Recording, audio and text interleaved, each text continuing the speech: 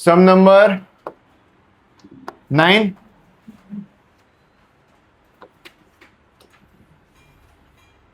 सम number 9 है, ठीक है। क्वेश्चन में आपको परचेस सेल दिया हुआ है, देखो ध्यान से, अंदर आइडेंटिफाई कर लिया, मतलब ट्रेडिंग अकाउंट अपना बनेगा, ठीक है। ट्रेडिंग भी बनेगा, पीएनएल भी बनेगा, पीएनएल प्रो भी, पार्टनर्स कैपिटल भी, और बैलेंस शीट भी बनेगा कंपलसरी, क्योंकि अपने को क्या पहले से क्या दे दिया हुआ है, परचेस सेल दिया हुआ, मतलब आइडिया आ गया कि, ठीक है। और सेम एज इट अपने सब भी किसी हिसाब से करके 1 बाय 1 एडजस्टमेंट सॉल्व करता है, ठीक है। अब हर एक सम डिफरेंट वे में, हर एक सम का एडजस्टमेंट क्या होगा, अलग होगा। एंट्री सब में क्या रहने वाली है, सेम, एंट्री कभी चेंज होती ही नहीं है, सब में सिर्फ नया क्या आने वाला है, एडजस्टमेंट। तो एंट्री जितना सम की प्रैक्टिस करोगे वैसे वैसे एंट्री भी आपको याद होती ही जाएगी। एंट्री फॉर्मेट तो याद किया हुआ है, बट फिर भी प्रैक्टिस के लिए तो करना पड़ेगा। तो 1 बाय 1 एक एक एडजस्टमेंट सॉल्व करते हैं, 1 बाय 1 मुझे एडजस्टमेंट पढ़ते जाओ, ये करते हो, ठीक है। पेज नंबर 79, सम नंबर 9, ठीक है। नाम क्या है, पार्थिव एंड प्रिया। तो नाम लिख देता हूं पहले मैं, पार्टनर का नाम क्या है, पार्थिव और प्रिया, पार्थिव और प्रिया, ठीक है। फर्स्ट एडजस्टमेंट देखो क्या दिया हुआ है, provide interest on 8% on the capital. हमेशा एडजस्टमेंट भी पढ़ो ना, अलग अलग एंड करके आगे दिया तो पहले हाफ हाफ पढ़ने का तो इजी रहे। पूरा पढ़ जाओगे तो क्वेश्चन में कहा, एडजस्टमेंट में कहा क्या, थोड़ा डाउट रहेगा। तो पहले क्या कहा, इंटरेस्ट ऑन कैपिटल, किस पे इंटरेस्ट देना है, सबके पास कैलकुलेटर है, निकाल के रखो, काउंट करना है। अब कैपिटल पे इंटरेस्ट करना है तो सबसे पहले क्या लिखना पड़ेगा, कैपिटल। तो सार्थक कैपिटल की एंट्री कहाँ आती है बेटा, कैपिटल की एंट्री कहाँ लिखते हैं, डायरेक्ट लाइब्रेरी में लिख दूं, किस तरफ,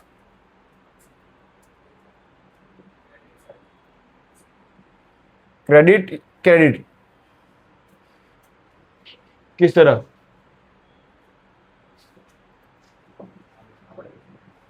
बेटा મને ત્યાંથી આ બાજુ ખબર नहीं पड़ती।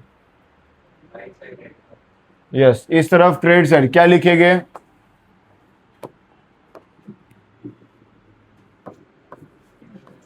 Balance brute down. कितना दिया हुआ है देखो, पार्थिव में और प्रिया में कैपिटल कितना, 24,016 और 16,000।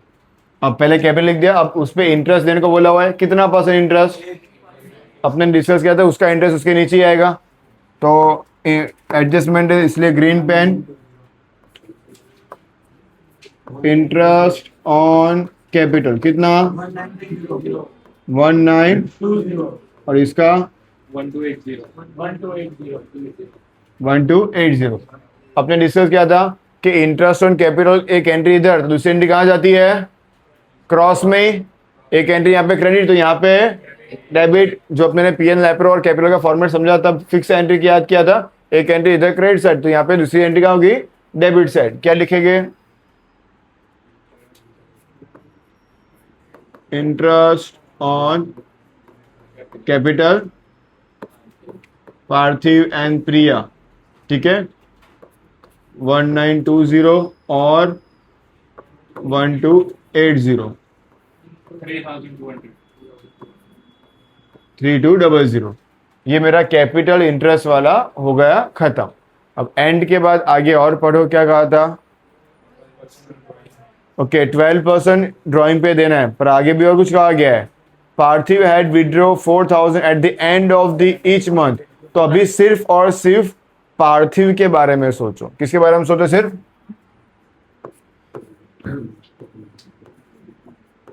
अब चैप्टर नंबर 1 में एक फॉर्मूला था पहले ही सब में, I = PRN/100।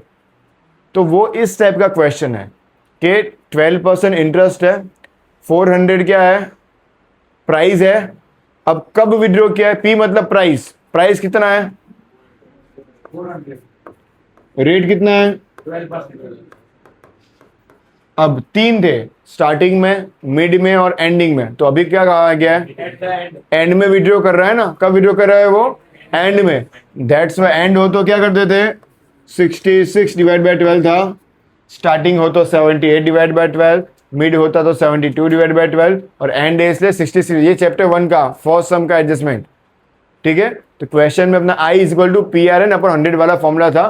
पी प्राइस कितना 400, आर रेट कितना, और एंड ऑफ द ईयर कहा गया इसलिए 66 डिवाइड बाय 12। तो ये एडजस्टमेंट पढ़ के पता चला कि ये एडजस्टमेंट कौन से बेस से सॉल्व किया जाएगा, अपने फर्स्ट चैप्टर से, ठीक है। सॉल्व करो, कितना आंसर आया 264।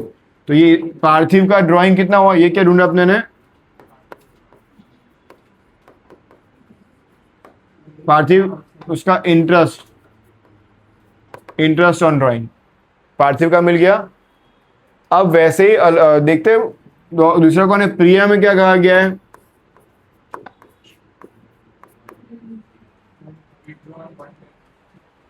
डेट दिया हुआ है कुछ, ओके। तो डेट दिया तो पहले मुझे ड्राइंग लिखवा दो। चलो ड्राइंग कहाँ लिखते हैं, यहाँ पे डेबिट साइड कितना दिया हुआ है पार्थिव और प्रिया में, लिखवाओ तो। और ओके, तो अब इसमें इस तरीके से प्रिया में दिया हुआ नहीं, डेट दिया हुआ है, तो उसका इंटरेस्ट 3200 का इंटू 12% डायरेक्ट दे देता मैं, बट डेट दिया हुआ है, क्या दिया हुआ है इस पे 3200 क्यों लिया, क्योंकि प्रिया के लिए कोई प्राइस दिया हुआ नहीं है।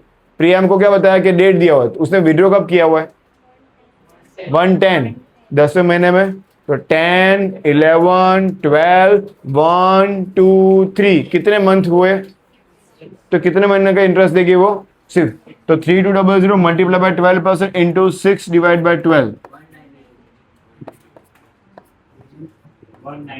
192। तो दोनों का इंटरेस्ट ऑन ड्राइंग मिल गया। तो इंटरेस्ट ऑन ड्राइंग की उसकी ड्राइंग के नीचे लिखते हैं अपने, इंटरेस्ट ऑन,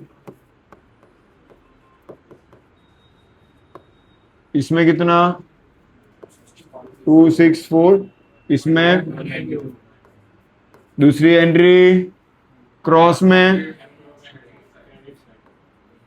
इंटरेस्ट ऑन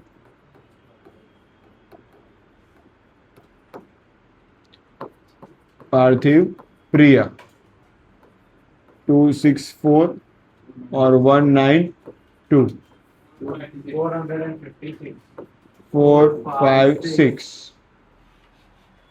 अब जाके मेरा पहला एडजस्टमेंट खत्म हुआ, और ये पहला एडजस्टमेंट, ये सब में से पहला एडजस्टमेंट ही टफ है, दूसरा एडजस्टमेंट थोड़े देखने पड़े ऐसा है, बट पहला एडजस्टमेंट ही सिर्फ टफ था।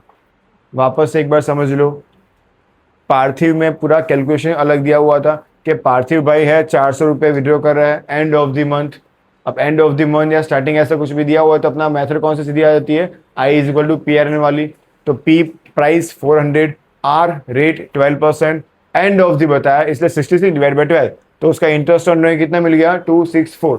और जब चैप्टर नंबर 1 किया तब बताया था कि ये सब कहाँ पे काम लगने वाला है, फाइनल अकाउंट में काम लगने वाला है।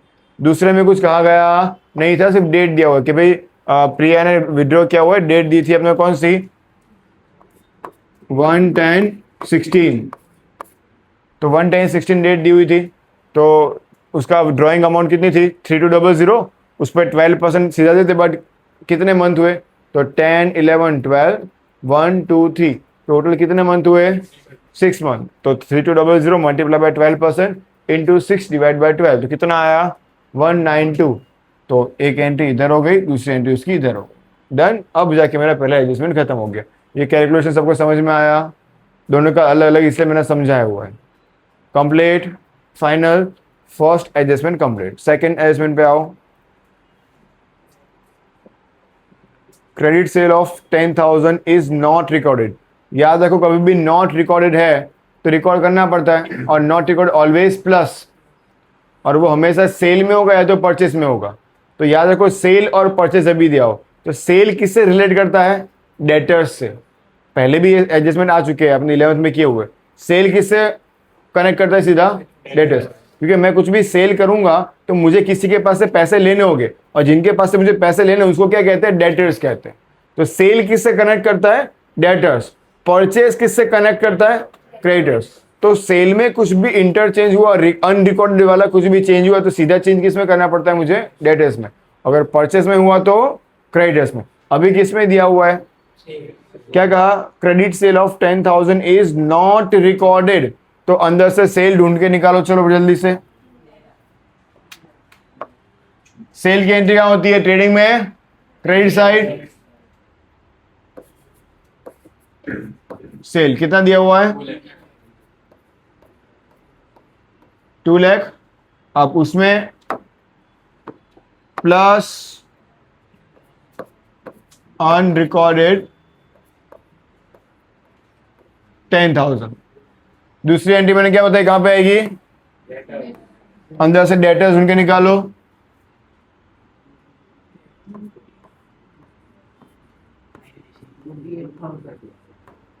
डेटर्स और क्रेडिटर्स दिया हुआ है, जिसका नाम चेंज किया है, it's called receivable and pebbles.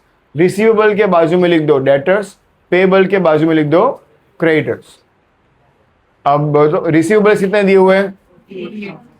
40। और अभी अनरिकॉर्डेड सेल क्या करेगी इधर? Plus unrecorded sale 10,000। डन। ये आधा जो सेकेंड एडजस्टमेंट आधा हुआ था वो कंप्लीट हो गया। अनरिकॉर्डेड सेल वाला यहाँ पे कंप्लीट। डन। यहां तक अनरिकॉर्डेड सेल डन। आगे बढ़ो बेटा। Total of the cell book of the March is overcast by the 2000। याद रखना हमेशा ओवरकास्ट और अंडरकास्ट हमेशा आता है, तो इसके लिए नोट डाउन कर दो। ओवरकास्ट मतलब माइनस, अंडरकास्ट मतलब plus. What is meaning of overcast? मतलब गलती से ज्यादा हो गया। अगर गलती से ज्यादा हो जाता है तो माइनस करना पड़ता है। ओवरकास्ट का, अंडरकास्ट का मतलब क्या? गलती से कम हो गया, कम रहेगा तो क्या करना पड़ता है? बढ़ाना पड़ता है। तो अब जब भी ओवरकास्ट दिया हो तो क्या करने का? माइनस, और अंडरकास्ट दिया हो तो क्या करने का? प्लस। ये नोट डाउन करके रखना कहां पे भी। अब ओवरकास्ट और अंडरकास्ट की डबल एंट्री होती नहीं है। क्या रखना है? डबल एंट्री होती नहीं है, एक ही एंट्री होती है। क्योंकि ओवरकास्ट अंडरकास्ट हो तो मिस्टेक है, वो क्या है? वो एंट्री नहीं है। उसने क्या होता है, सेल बुक में थोड़ा लिखना ओवरकास्ट हो गया, गलती से ज्यादा लिख दिया तो सिर्फ माइनस इसमें कर दूंगा, सेल बुक में, मतलब सेल में कहा तो सेल में से सिर्फ माइनस। वापस से क्वेश्चन में क्या कहा गया कि सेल बुक में गलती से क्या हो गया? ओवरकास्ट। कितना? तो माइनस ओवरकास्ट। इसकी दूसरी एंट्री कहां पे होगी? नहीं, ये डेटर्स में इंपैक्ट करेगा नहीं। मैंने क्या बताया? अनरिकॉर्डेड है तो रिकॉर्ड करना है। ओवरकास्ट अंडरकास्ट की दूसरी एंट्री होती नहीं, क्योंकि मिस्टेक है। ये मिस्टेक मैंने क्या कर दी? करेक्ट कर दी, बस खत्म। और कुछ एंट्री इसकी होगी नहीं। सेकेंड एडजस्टमेंट कंप्लीट अपना। अनरिकॉर्डेड सेल यहां पे प्लस, डेटर्स में प्लस। ओवरकास्ट सेल यहां से क्या हो गया? माइनस, क्योंकि क्या था? वो ओवरकास्ट था इसलिए माइनस हुआ। ठीक है। इसकी सिर्फ कितनी एंट्री होगी? एक ही एंट्री। दूसरी एंट्री होगी नहीं, बस यहां पे अपना सेकंड एडजस्टमेंट हो गया, खत्म। Third adjustment, write off the additional bad debts 2000 and provide 5% bad debts reserve। अब bad debts bad reserve minus किसमें से किया जाता है? डेटर्स। तो पहले इसको टोटल कर लेते हैं। 48 + 10 58,000, उसमें माइनस बैड डेट्स कितना? 2000 माइनस क्या, कितना बचा? और उसपे अब BDR 5%, 2800 माइनस करके बाहर निकालो।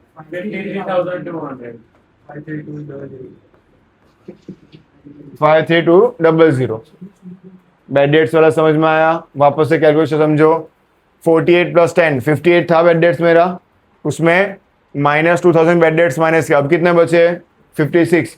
56 पे 5% BDR काउंट किया, कितना? 2800। अब कितने बचे? अब BDR के लिए फॉर्मेट बनाते कहाँ पे फॉर्मेट बनाते अपने PNL में टार्ट टेबल बनाते हैं। तो चलो अभी टार्ट टेबल के लिए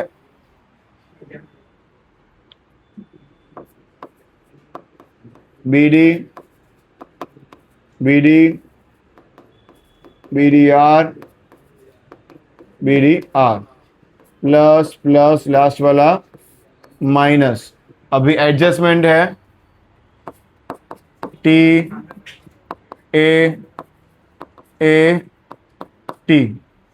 अभी एडजस्टमेंट है तो यहाँ पे लिखेंगे बेड डेट्स का एडजस्ट। बेड डेट्स कितना था?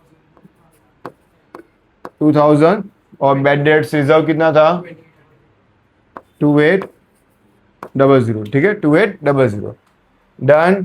यहाँ पे मेरा बेड डेट्स वाली एंट्री हो गई खत्म, कंप्लीट। बेड डेट्स वाली एंट्री समझ में आई सबको? ये तो हर बार कॉमन ही है, हर बार सेम इसी हिसाब से करना है अपने को। Done, bad debts complete. Okay, next adjustment, furniture of 4000 become obsolete which is not recorded. Obsolete मतलब वन टाइप ऑफ उसकी वैल्यू कम हो गई है, खराब हो गया। ठीक है, तो फर्नीचर में से क्या करना पड़ेगा? माइनस। ढूंढो फर्नीचर। 10,000।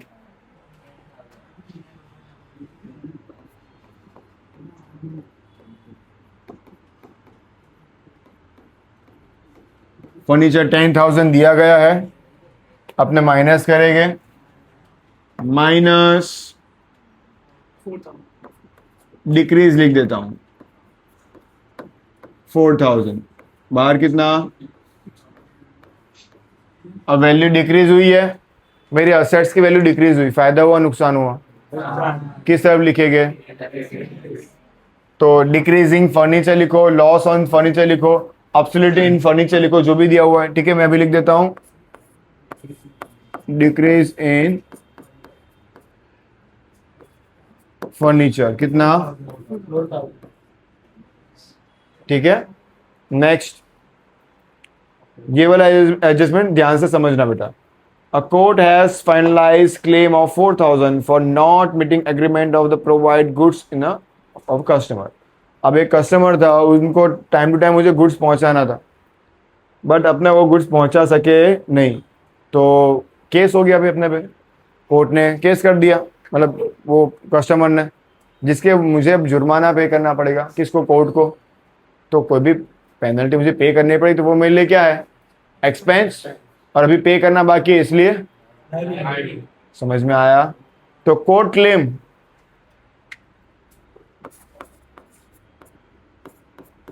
कितना है? 4000। एक एंट्री PNL में डेबिट और दूसरी लायबिलिटी।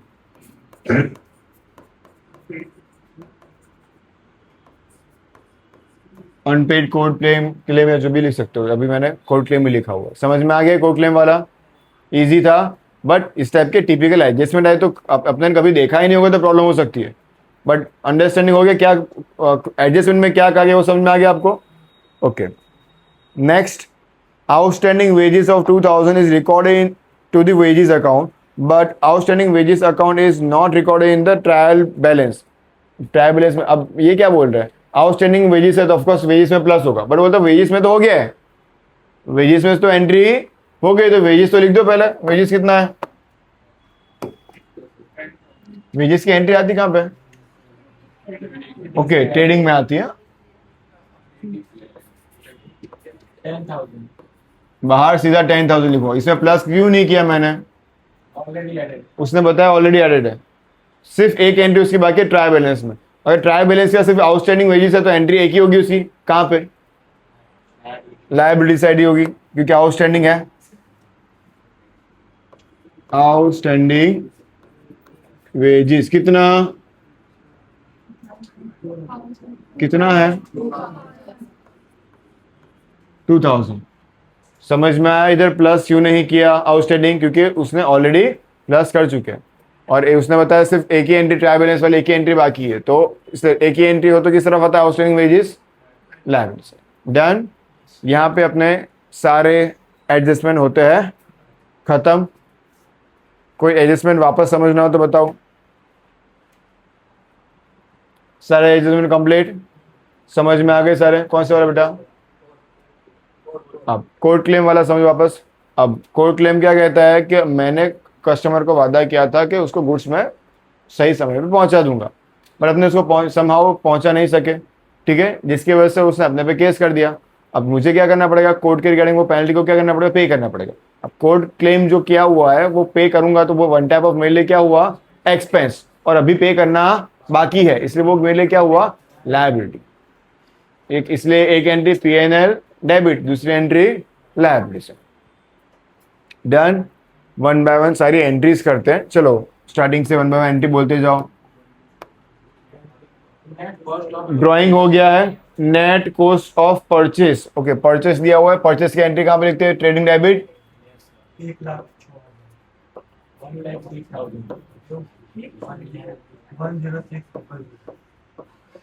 1,06,000 1,06,000। फिर अब स्टॉक ऑफ गुड्स, डेट कौन सा है? कौन सा स्टॉक हुआ ये? ओके, तो क्लोजिंग स्टॉक कितना है? 28,000। फिर receivables रिसीवर्स तो हो गया। Debtors, trading expense okay, trading expense कहां पे लिखते हैं? P&L okay good. कितना? 15,000 देन नेक्स्ट, building बिल्डिंग कहां पे? 50,000 50,000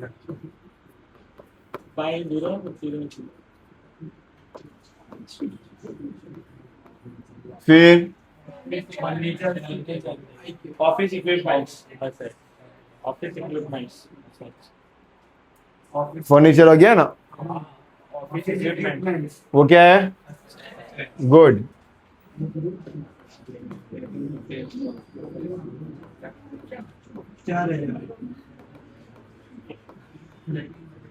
फिर packing material stock, any kind of stocks, it's our assets.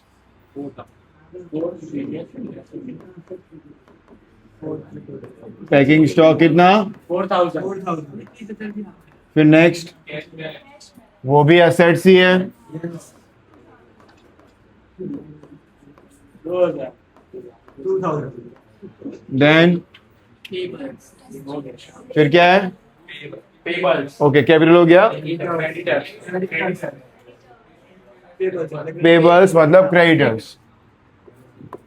30,000 फिर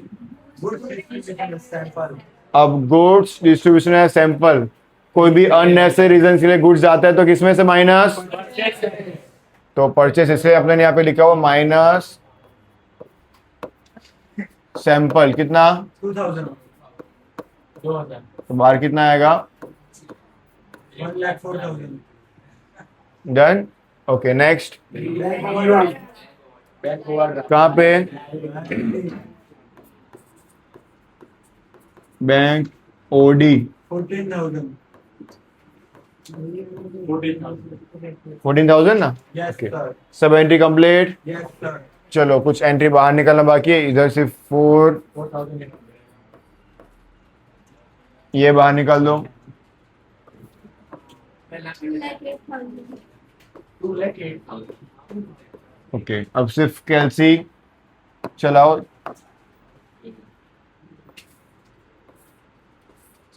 इधर 2,08,000 एज इट इज। 94,000 इधर डिफरेंस आया 90। इसको क्या कहेंगे? gross profit जो जाएगा P&L के ग्रॉस प्रॉफिट।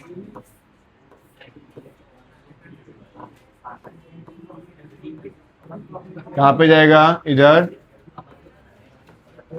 ग्रॉस प्रॉफिट कितना आया? 94,200। टोटल 4,000. 65200. माइनस क्या 65200. 65200 डिफरेंस क्या कहेंगे नेट Profit.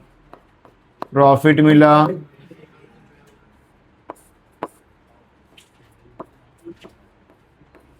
अब ये नेट प्रॉफिट कहाँ पे जाएगा इस तरफ क्रेडिट नेट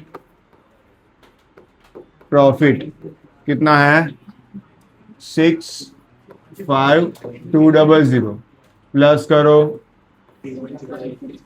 कितना 65 ठीक है उसमें से ये माइनस करो 6 56. Divide by 12. 31228.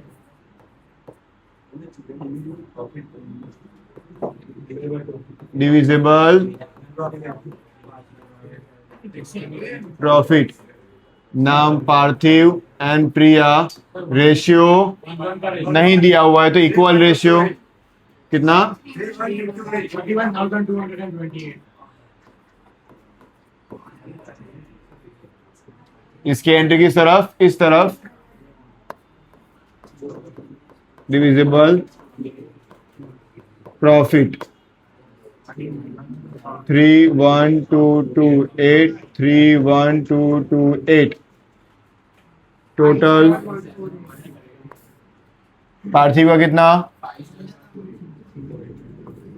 57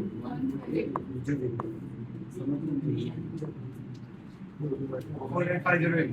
48 508.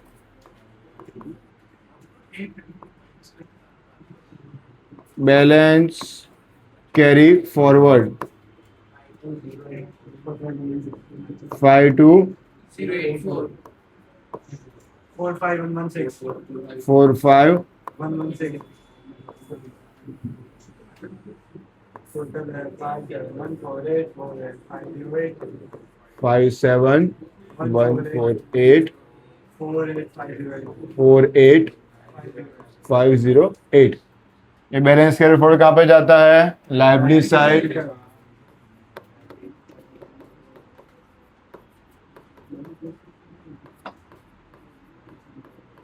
पार्थिव एंड प्रिया पार्थिव का 52,084 और प्रिया का 45,116 9,720. टोटल 9,720. 97 okay total 1,47,200. चेक करना 1 दूसरी तरफ चेक करो दूसरी तरफ आ गया